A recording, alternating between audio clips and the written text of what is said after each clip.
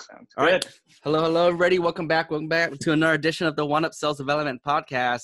Throughout this year, this special guest I have for you next has got to be my one of the most favorite guests ever. And I've been following this guy for about 2+ years, his content. And for those out there who actually saw an article that I wrote recently, it was actually partially inspired by Scott too as well. I guess that was the blooper right there, but this individual I got on here today is truly amazing. He's a B2B sales development leader. He's been in the game. He's a content creator.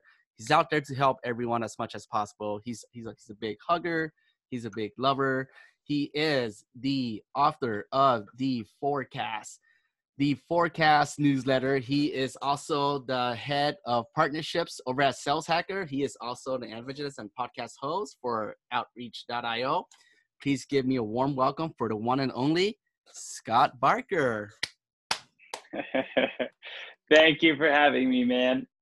Excited to be here and really happy to officially meet you and hang out with you for the next little while. I know we've been friends online through LinkedIn and all these things, so it's great to meet you, man. Yeah, Scott, this is truly amazing. As you can tell, I was just really starstruck, and just right there, I had a blooper and just spit your name out before I even threw the introduction, man. This is how happy and excited I am to have you on. Welcome to the One Up Sales Development Podcast. Yeah, man. Pumped to be here, dude. Good. Nice job getting this off the ground. I run a podcast myself. I know it's a lot of work to do on the side, so kudos to you. Yeah. Scott, so without further ado, just for our listeners here, they don't know who you are, would you go ahead and just give a brief introduction of who you are, what you currently do, and how'd you get into sales? Yeah, absolutely. So I've been in sales a long time. I think my first role in sales, I was 18 years old. So as of now, you mentioned, I'm very lucky to run partnerships and revenue for a company called Saleshacker. So Saleshacker is the smartest and largest community for B2B sales professionals. We were actually acquired about a year and a half ago by the #1 sales engagement platform on the market, which is Outreach. And I now act as an evangelist for them, do a lot of speaking, run their podcast, help with deal flow, business development, all sorts of things. So it's a really fun, creative role. And I enjoy every second of it. I worked my way up from an individual contributor. I was an SDR myself only 5 years ago when I broke into tech. So I got into tech 5 years ago. Before that, I cut my teeth in sales, selling door-to-door in Australia. When I was 18, I moved down there by myself, actually. I sold golf and spa packages door-to-door, so it was not glamorous, I'll tell you. But I basically made enough money so I could hang out and play rugby. But I learned a lot about people. I learned a lot about hard work. I learned a lot about persistency. Came back. I went to business school because that's what everyone told me I was supposed to do. Turns out I don't love being told what to do, and classrooms weren't exactly my forte. And I remember asking my macroeconomics teacher if he had ever started a business or been part of a successful business. And his answer was he'd been in academia his whole life. And so I kid you not, I left then and there, and I never went back to school. Tried my hand at entrepreneurship a few times and started a company called Dorm VIP, which was a laundry subscription service. Again, really funny route. I don't talk about it much, but lots of learnings there. Ended up selling that company and then went back into sales, actually in the travel industry.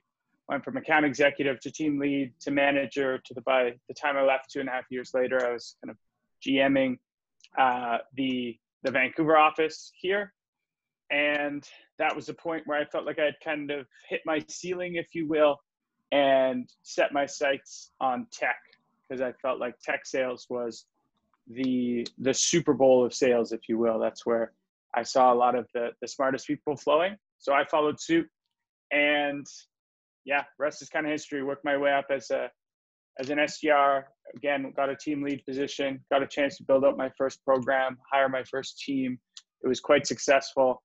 and then learned about this sales hacker role, and that's where I'm at today. Yeah. Wow. Man, that was amazing. Thank you for sharing that, Scott. You know, it's funny because I'm a big fan, like I said, big fan of you, right? If I was to somehow choose a spirit animal, and it'd be you. And Thank you, man. I'll take that. Dude, I'm saying, like, your episode with Scott Ingram too, like episode number 53 is one of the favorite and still my favorite today. As a matter of fact, I was just listening to it earlier, and just everything that you were mentioning were what you're mentioning on Scott's podcast, and it was just like ding, ding, ding, and just hitting off the bat. And, you know, like, I remember you're like, oh, hey, Scott, your parents got a great choice of name because you guys are both named Scott. I still use that one. That wasn't the first time I used it. I still use that when I talk to people that have the name Scott. Yeah. Oh, so that's got to be like a little icebreaker then, It's a good rapport builder for the fellow Scots of the world, for sure. Okay. If there's any Scots listening here, that one's for you. Yeah. Scott, I want to dive a little bit deeper. So I know you mentioned you got into sales after high school, and you were working for something that was similar to doing Groupon. You're going door to door. Like, what made you take that path? Were you always someone that was very talkative in the past? Were you selling something before? Was it a lemonade stand? What did that look like? So everyone always told me I was going to be a lawyer. My parents thought I was going to be a lawyer. You look like one. I don't know what that means, but all right. And so I was already always told that. And I think it was because I guess I didn't like to argue. I like to debate things. I like to see both sides of an issue. So even if you say something, and I think there's another side of the story that we aren't exploring, I'll kind of present that argument a little bit. Even if I don't fully believe it, I just think it's really important that we explore all sides of things. And it turns out that's a good quality to have when you're a sales professional, is that natural curiosity to try and explore all the sides of a given subject. So, yeah, I mean, I think it really came down to when I try and put my head back into 18-year-old Scott, which is a scary place to be. I didn't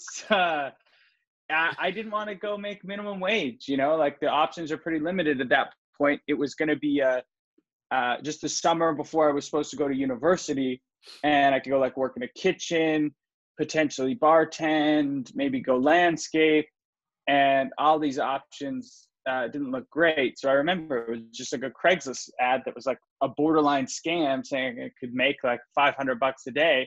I saw that and I believed it, and most people were making like $10 a day, but I somehow willed myself into, you know, having success at it. Nice. I love that. So you're always a great debater, and curiosity, really. You know, sometimes they say curiosity killed a cat, but really in this case, I think for you, curiosity made the cat, right? Curiosity made the cat. There you go. I'll add that to my LinkedIn. Yeah. Curiosity made the cat. It's funny, Scott, because you mentioned you looked on Craigslist, and I remember a long time ago. I'm not sure how old you are. I'm 31. You're probably around the same age, I'm guessing. I remember like it's 2008, 2007. I was looking on Craigslist too, and they always had those, oh yeah, make $500 a day, make $500 a day. And it was more like selling vacuums or something like that, like Kirby vacuums. Yeah. I did that for a day. I got, so here's what happens when I did it not for very long. And I'm 28, but I was the guy who, I was so ambitious. I was so ambitious that I would like just fall for these things. But a lot of them, I think I only lasted 2 weeks doing the vacuum thing because it's actually a full-blown scam. But yeah, I think my learnings from that is, you know, there really is no shortcut to get to where you want to go. And when I realized that, and sorry, there's a truck backing up that's really annoying, but no worries. Happens all the time. So yeah, like once I learned that there's no shortcut to success and was just like, all right, I got to put in the work, I got to put in the time. That's when I think things started accelerating. And that would have been right around the time I got into tech and really had to swallow my pride and go from, you know, managing a team to what a lot of people would perceive as a step back in an SDR role, where I got rid of my nice apartment, went and slept on a buddy's couch because I basically cut my income in half. But I knew that if I had the long-term vision of where I wanted to go, ultimately I would end up in a much better place. Started thinking more long-term. Oh my God. Okay. Yeah, let's talk about that. So when you were making that horizontal jump, that's from what company to what company? So that was a company. It was called Global Work and Travel Co. I've been there almost 2 years. Yeah. I'm not even sure if it's on my LinkedIn. This was pre. Yeah. On there. Yeah, it's on there. Cool. So, and I was a sales manager, man. I was like GMing the whole office. I was hiring, training, everything. And then basically decided I wanted to get into tech, thought I could go get a sales manager position in tech. Turns out that's for sure not the case. You know, tech is maybe a little bit elitist or whatever, which in fairness, like I shouldn't have got a manager position because we barely use CRM. Like I didn't know what was going on at that point. So anyway, swallowed my pride and took the BDR role at a company called Payfirma, which is a fintech company in Vancouver. Nice. Hey, Scott, are you born and raised in Vancouver, Canada? Yeah. Yeah, I'm Canadian. So I was born in North Vancouver. Nice. And as mentioned, spent some time living in Australia, and I've been lucky enough to travel to all sorts of parts of the world. But Vancouver has always been home, at least for the time being. Nice. Okay, I wanna dive a little bit deep on this, and this is very, very relevant too. So, you know, what I really love about you is you know when to bite the bullet, right? Because you don't look at the fast end, you don't look at the short end, you look at the big picture and the long end. And what I mean by that is you are in a leadership role at Global Travel & Co., right? You're managing a bunch of team, and you spot a pattern and trend and say, you know what, there's actually something better over here. But it takes something, it takes a risk person. It takes something to know and say it, but it actually takes a lot when you do it. That's like taking a big risk jump, right? Like a lot of people don't do it because, oh, I'm uncomfortable. It's not what I'm used to. What if I fail? And things like that. And you moved out, you slept on somebody's couch, took half the income down, whatever, but you really took a step back and started from literally the bottom of the barrel, you know, as a BDR, SDR. And a lot of what I see a lot, because I'm helping a lot of people from jumping a horizontal jump, they're asking for advice and stuff. And they're coming from like an AE role or leadership role. And really, I tell them majority of the time, it's not possible. I mean, it's not impossible, but what I really see is you're most likely going to have to take a step back and start like an SDR or BDR, because you really got to learn that process. The process is prospecting different, right? And once you get into the leadership role, you carry that on with you so that you can generate your own pipeline. And really, I didn't really truly understand it until just a year ago, after I'm 2 years in now. Like a year ago, and I really see back with clear eyes and truly understand what it really means. I want to get your thoughts on that, because you mentioned you had to take a step back. And you're like, oh fuck, man, this fucking sucks, man. This SDR entry level role, you know, I had this experience, but you bit the bullet and you made it happen. I just want to hear your thoughts on that. Yeah, it was certainly tough, and I mean it when I was sleeping on a buddy's couch for almost 6 months in a studio apartment. All my shit was just like in his living room. God bless him, named Brody Harrison. He's still a good friend of mine, of course. Brody Harrison. It was a humbling experience for sure. I also had the confidence that I could lean on a lot of the skills that I had acquired over the years to get to where I wanted to go quickly. And I was lucky to have a lot of success there fast. But I guess what I'll say is you got to think long-term, as I mentioned. You got to think what industry you want to be in. And ultimately, you want to play long-term games with long-term people. So that's a quote by Naval. I didn't come up with that one, but I do love it. You want to play long-term games with long-term people. And, you know, a lot of industries are dying, unfortunately. You know, if I'd still be in the travel industry right now, I would not be in a good place given the situation. And when you look at what industry you want to get at, you want to look at industries that are going to have longevity, right? And software, as far as I can see, is not going anywhere anytime soon. So I knew there was an industry for me that I could play a long-term game at, because there's compound interest the more you learn about an industry. And then you want to pick a vertical in that industry. So I bounced around a little bit till I found my niche, which is sales technology. And I don't really plan on moving from sales and sales technology, at least far as I can see out, because of all that compound interest that you build. And then the last piece is you want to find those people. So you want to play long-term games with long-term people as well. So you need to find those people that are going to invest in you.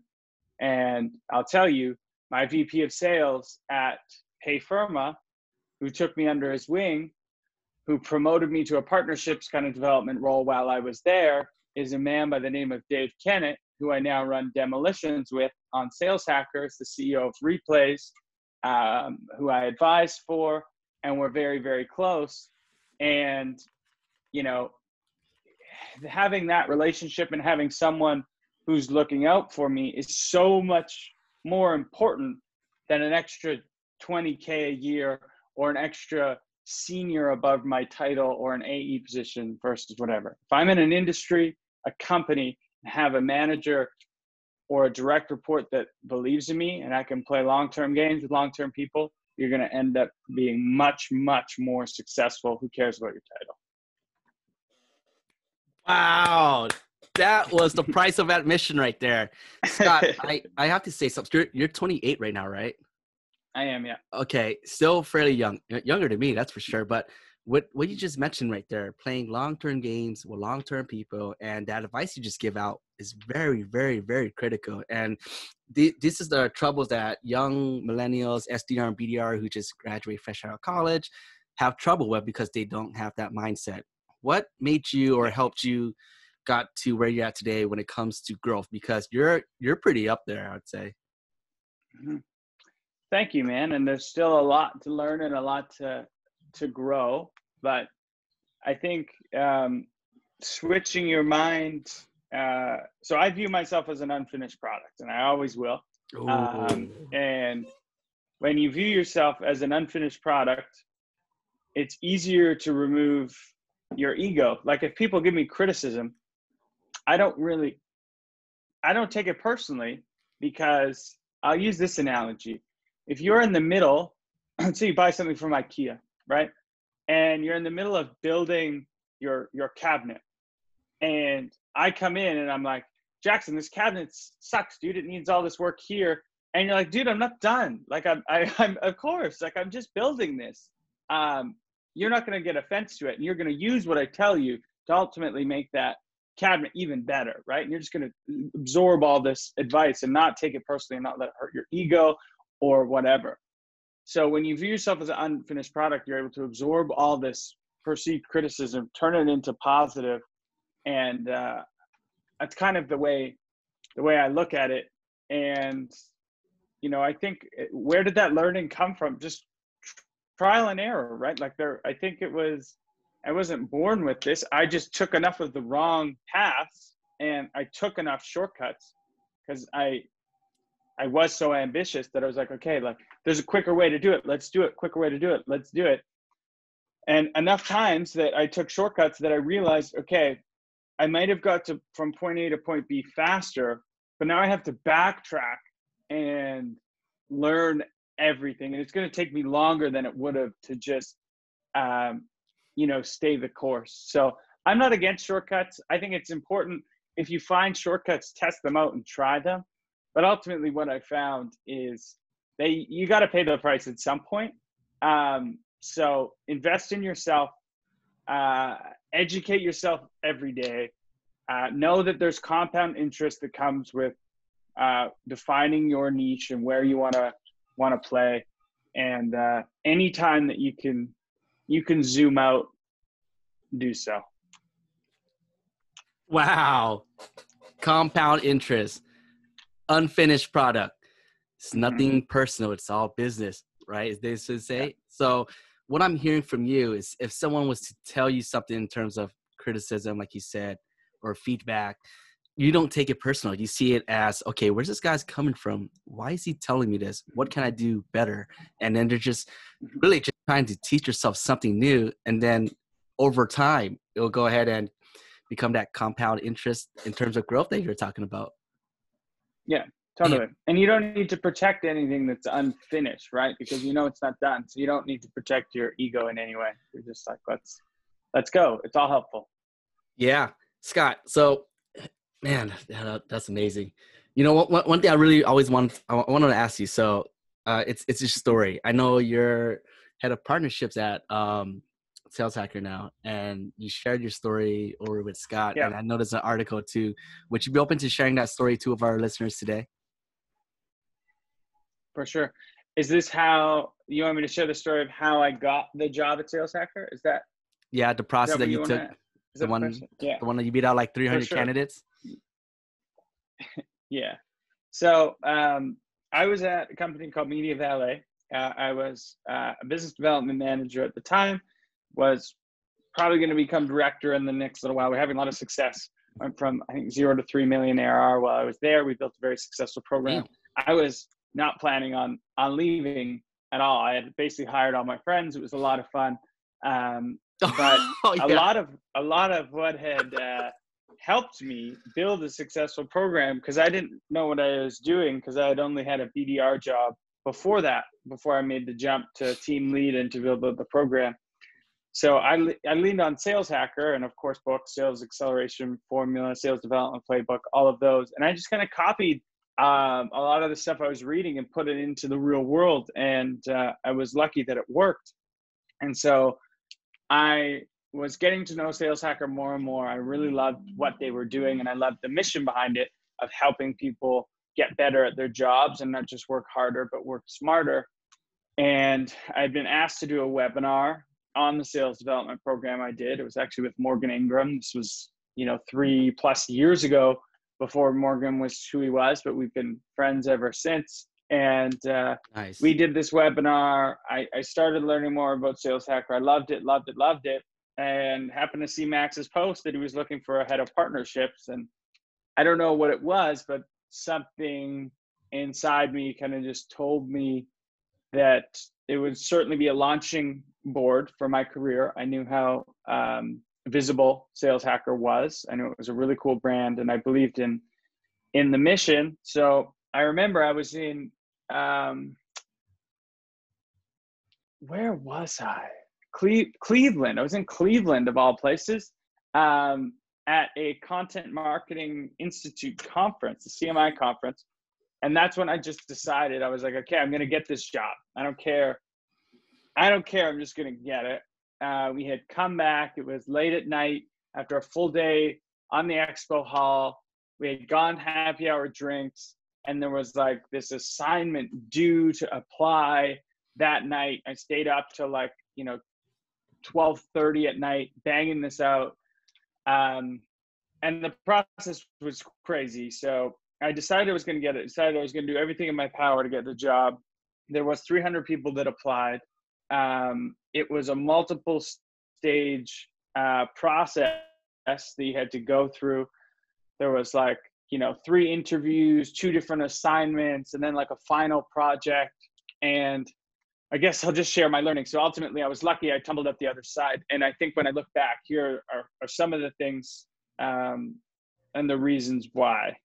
Number one, nothing trumps passion. So passion trumps everything. It hands down, there was people that were much more qualified than I was, from well-known tech companies, formal account executive experience, all this stuff. But I was extremely passionate, and I was the one who basically just said, hey, I'm going to get this role. I'm going to treat it as a sales process. I'm going to walk you through every step of the sales process. So that's what I said up front. So everything I did as I went through, I mapped to the sales process as you would. Discovery, building up stakeholders. I reached out to the VP of marketing. I reached out to the person that currently held my role. I became friends with them. I picked their brain. I didn't just go through the normal process like everyone else. I treated it like I was closing this deal. So having internal champions fighting for me the whole time was really helpful. Every interview, every conversation I had was followed up by a video. I was lucky that Max was sitting with his wife now, girlfriend at the time, when he saw the video, and that gave a little like tie-in, because they're like, oh, that's awesome, that's cool. And so she was kind of on my side. And then I actually built out, so Saleshacker does a lot of webinars. And so I went to all my old VPs of sales, got quotes from them, and built out like a mock Saleshacker webinar deck that was why they should hire me, and sent that over. And yeah, I don't know. And then I was hitting Max up on Instagram, just everything I could. Oh shit. Yeah, I hired an agency to help me with that deck, so it actually looked good, because I didn't know anything about graphic design. But yeah, that's the story in the quick version. Damn, Scott, that was amazing. Thank you so much for sharing that. You know, I hear that what you just mentioned over and over from your previous episode on the other platform. And what I really love about that is you really go all out. And this is like, what, 2-3 years ago? Was it? Well, when you it was almost coming up three, I think in September. Yeah. So what you're doing, what you did then, if someone was to do that today, right? That's like, oh damn, that's like very motivated. You're doing things others aren't doing, and you're doing this. I'm 3 years back. Let's just say it's 2017 or so. So imagine you were probably the only person doing that at that time. And what I really love about that is you have an internal champion. From the best of my recollection, you actually asked someone to sit down with you and you got to know him, right? You guys had like a video chat and stuff like that. And you go, oh, hey, yeah. That's Marker. Oh yeah, I know that guy. Oh, he's a cool guy. Oh, nice long hair. Good looking dude. Little shorter at the time. But yeah, I sat down with two people.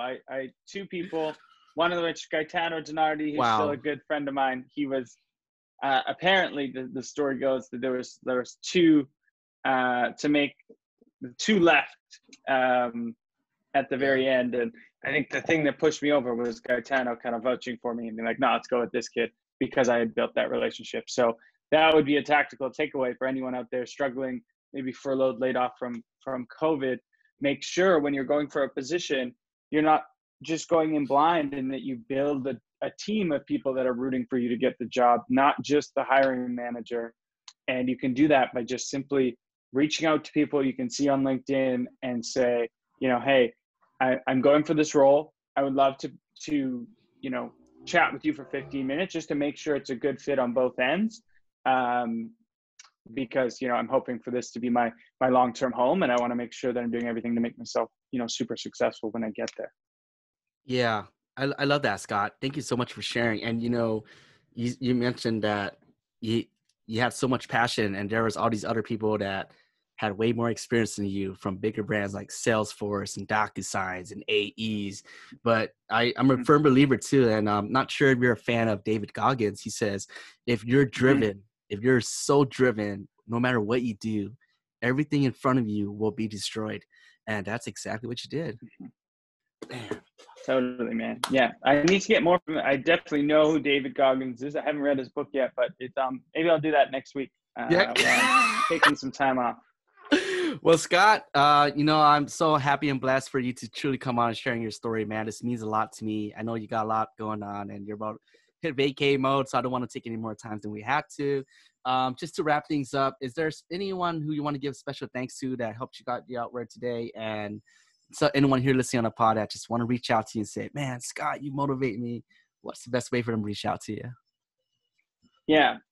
So shout out. I will actually shout out my girlfriend, Alexis Sudar. It is our 4-year anniversary today. She's been working really hard. 4 years strong. Thank you. She's a lucky gal, I'll tell you that. So I'm the lucky one. But yeah, shout out to her. She puts up with me working as much as I do. And then best way to reach out to me is LinkedIn. Yeah, I'm on LinkedIn a lot. experimenting with Twitter these days, and go check out the Forecast newsletter as well if you really want to get inside my brain. Yeah, there we have it. And folks, thank you for hopping on the One Up Sales Development podcast. Here we are with Scott Barker.